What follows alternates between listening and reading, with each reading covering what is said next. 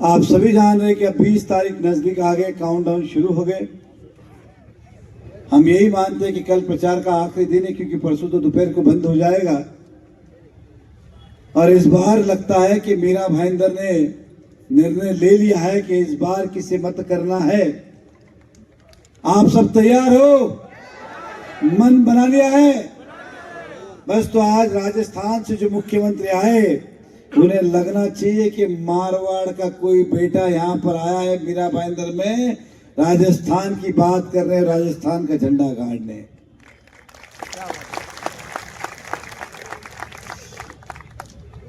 दोस्तों, आप सभी जानते हैं कि इस बार का विधानसभा का चुनाव थोड़ा अलग दिशा में जा रहा है।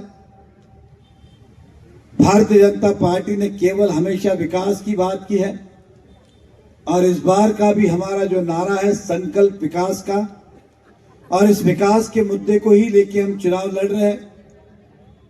इस शहर में जितने आप विकास के कार्य देख रहे हैं, वो हमारे देश के प्रधानमंत्री नरेंद्र मोदी जी और महाराष्ट्र के उस समय के मुख्यमंत्री जी, इनकी देन है। मीरा भाईंदर में जो मांगा वो दिया।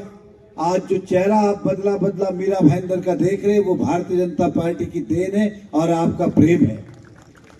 उस समय आपने मौका दिया 14 से 19 तक इस मीरा भाईंदर की सेवा करने का। हर दिन हर रोज हमने कुछ ना कुछ शहर में नया करने का प्रयास किया। वो मेट्रो की बात हो, फ्लाईओवर की बात हो, सीमेंट रोड की बात हो, पीने के पानी की बात हो, हॉस्पिटल की बात हो, या फिर हम कहें वसई खाड़ी के ऊपर ब्रिज की बात हो, लता मंगेशकर ऑडिटोरियम की बात हो, स्टेशन का सुंदरीकरण की बात हो, रेलवे के सबवे की बात हो, हर क्षेत्र में हमने काम किया। और आज इसलिए आप देख रहे हैं कि मीरा भाईंदर आज रहने के लिए उत्तम स्थान है, और मुंबई के बाद पहली कोई पसंद है तो वो मीरा भाईंदर है। और भाईंदर मिनी राजस्थान के नाम से भी जाना जाता है। 36 कौम के सभी प्रवासी यहाँ बड़ी पैमाने पे, बड़ी संख्या में यहाँ पे रहते हैं। इसलिए हमारा संकल्प है इस बार कि इस आने वाले विधानसभा चुनाव जीतने के बाद, आपके आशीर्वाद के बाद, इस शहर में हम 24 घंटे पानी दें। इस शहर के अंदर ज्यादा से ज्यादा हम कॉलेजेस बनाएं, ताकि हमारे विद्यार्थियों को उच्च शिक्षण के लिए कहीं और नहीं जाना पड़े, इसी शहर में मिले। राजस्थान जाने वाली हो या गुजरात जाने वाली मेल हो, एक्सप्रेस हो, ये मीरा भाईंदर में रुके, भाईंदर पे रुक के फिर ही आगर जाए।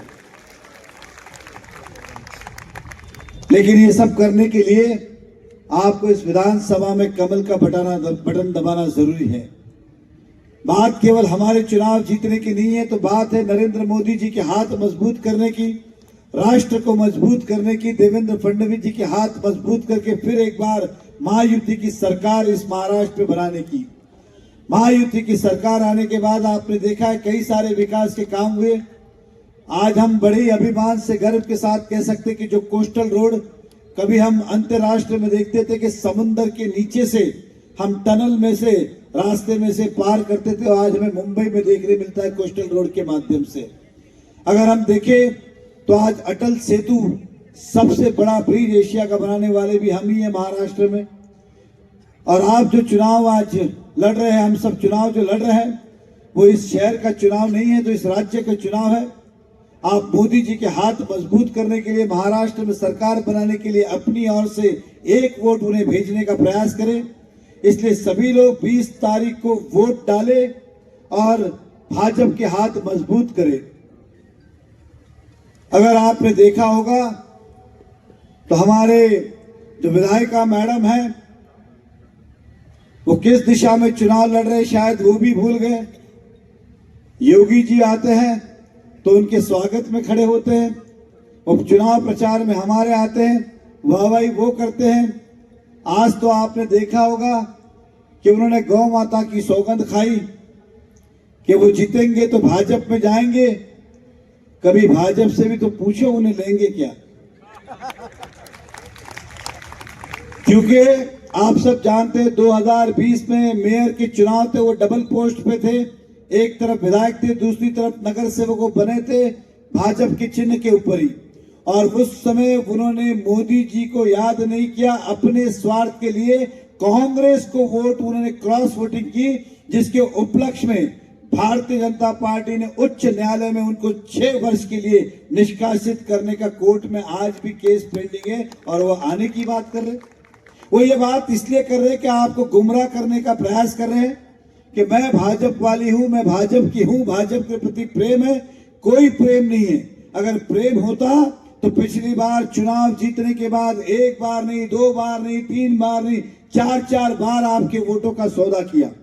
पहले भाजपा को समर्थन दिया, भाजपा की सरकार 1 दिन रही, उसके बाद उन्होंने जाके उद्धव ठाकरे जी की और कांग्रेस की सरकार को समर्थन दिया।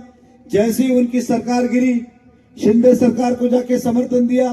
जैसे ही चुनाव आया, कौन शिंदे भाजपा के पास आ गए टिकट मांगने के लिए।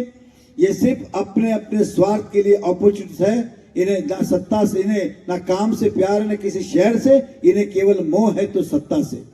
और आज भी वो भाजपा की बात कर रहे, उन्हें कोई भाजपा से प्रेम नहीं है और ना ही जनहित से प्रेम है। वो ओरिजिनल देखे तो मूल कांग्रेस ही है। आज भी जो वो खड़े हैं तो हमारे वोट को विभाजन करने के लिए खड़े हैं, ताकि कांग्रेस के मुजफ्फर हुसैन के हाथ मजबूत हो सके। आप सभी समझदार हैं, अपने वोटों को बंटने ना दे। हम यूनाइटेड रहे, संगठित रहे।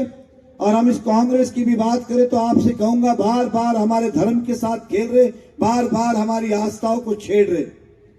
कभी वो हमारे शिव जी का अभिषेक कर रहे, कभी जाके गणपति की में आरती उतारते, कभी माँ देवी की आराधना करते, कभी गाय को चारा खिलाते। अगर भाव से, मन से, श्रद्धा से आप ये कर रहे तो हम स्वागत करते, लेकिन केवल वोट पाने के लिए हमारी आस्था और श्रद्धा से खेलते हो तो हमें ये गवारा नहीं। आपको मस्तक पे तिलक लगाना गवारा नहीं तो फिर हमारा धर्म आप क्या स्वीकारोगे और उसे क्या समझोगे। बीच में हमारे मुजफ्फर हुसैन कहते हैं कि हम छत्रपति शिवाजी महाराज के वंशज हैं। तो फिर तुम सैयद कब बने ये भी तो बता दो।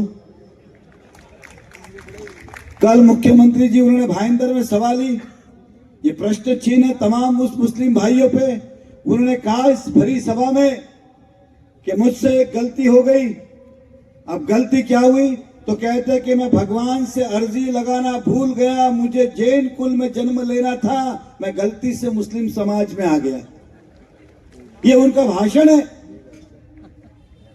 और कहा कोई बात नहीं, इस जन्म में नहीं तो अगले जन्म में आएंगे। अरे भैया, काहे अगले जन्म का इंतजार करते हो? आज ही आ जाओ, हम परिवर्तन करने को तैयार है आपका।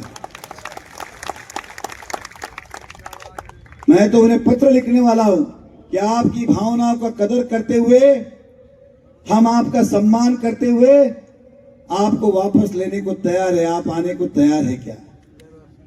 ये बड़ी खुशी की बात है। आप सब संगठित है। ये मोदी जी का प्रकोप है कि आज कांग्रेस वाले भी नया नगर मुस्लिम भोगिल एरिया में जय श्री राम के नारे लगा रहे। ये कितनी बड़ी बात है हम सबके लिए। वो अपना झंडा छोड़ के, कांग्रेस का झंडा छोड़ के भगवा झंडा लेके नया नगर में घूम रहे। ये हम सब के लिए कितनी सौभाग्य की बात है। अब वो दिन दूर नहीं जब वहां पे राम मंदिर भी बनाया जाएगा। तो आपसे इतना ही कहना है कि आने वाले समय में अपने वोटों को बंटना दे। हम इन्हें इतना मजबूर कर देंगे कि हर व्यक्ति गर्व से कहेगा, अभिमान से कहेगा, जय श्री राम, जय श्री राम, जय श्री राम। इसलिए आवाज वहां तक पहुंचनी चाहिए। फिर एक बार जोर से कहे, जय श्री राम, जय श्री राम। मैं आपको इतना ही कहूंगा। दूसरी, अपने आप को हिंदू शहर नहीं कह रहे, कभी मां दुर्गा कह रहे। ये बात और है कि वो हमें राक्षस और रावण कह रहे। वो मां दुर्गा, मैं तो कहूंगा अगर वो शेरनी है तो कृपया करके जंगल में जाए, और मां दुर्गा है तो मंदिर में विराजे। हमें तो इंसान ही रहने दे,